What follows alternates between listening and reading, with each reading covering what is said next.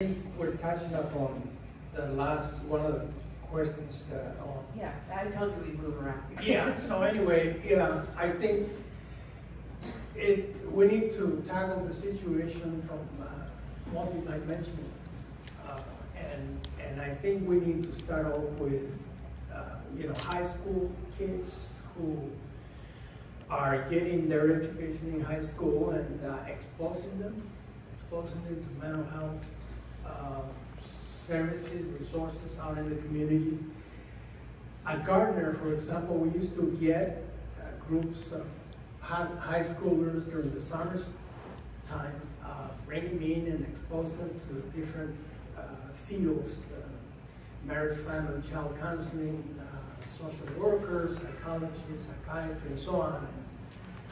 And we used to pay them a stipend, $1,000 during the summertime to help themselves and also get them exposed to the discipline, and which is lacking right now. I mean, we need people, especially minority people that get into the field of mental health and behavioral health, and so.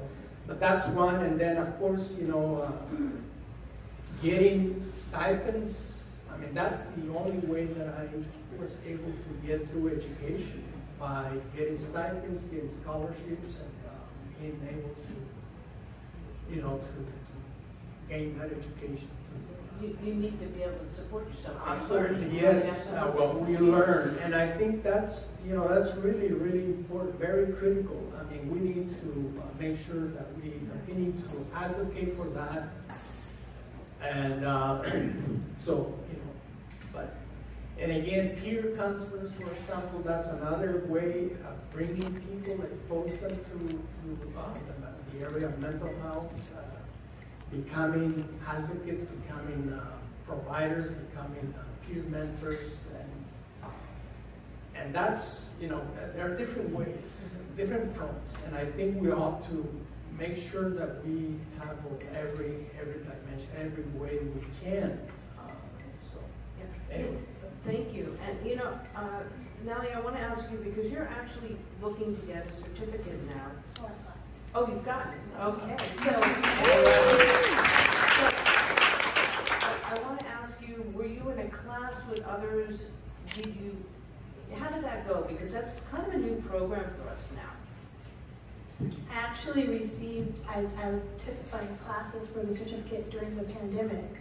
So it was online classes, but there were a lot of minority students in my classes. So we talked a lot about normalizing the conversation around mental health and the necessity for mental health, and making that something that is talked about in other types of healthcare treatment. So that's a way to encourage people to come in, and maybe we have to put more messaging out there so that people know that's even available. Right. Maybe we have to be better with our communication skills within the county, within the state, within the cities to get that out there. Erika, how about you? Well, I think that outreach is very important. Creating informational flyers in different languages will give a more expensive framework for non-English speaking people to be informed. Also, education is promoted. Okay. Amia? I skipped, so that question up there isn't the one. Yeah, that's okay.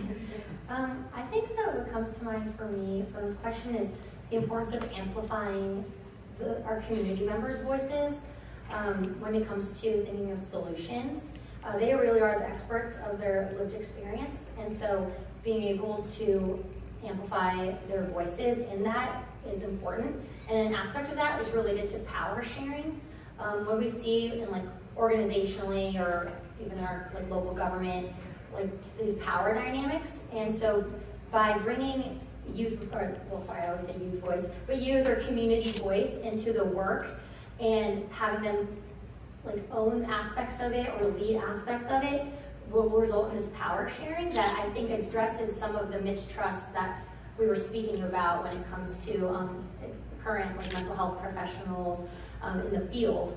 And so that's something when I think of what was the question? Or like around like tools or like what's important for having equity in this work or bringing like our minority communities in. Education, of course, is huge. I can only speak to like, not only, but I can speak to my personal experience about, being able to pursue my higher education. I was in school for 10 years, too long, but like being able to have financial aid was the only way that I was able to pursue my doctoral degree.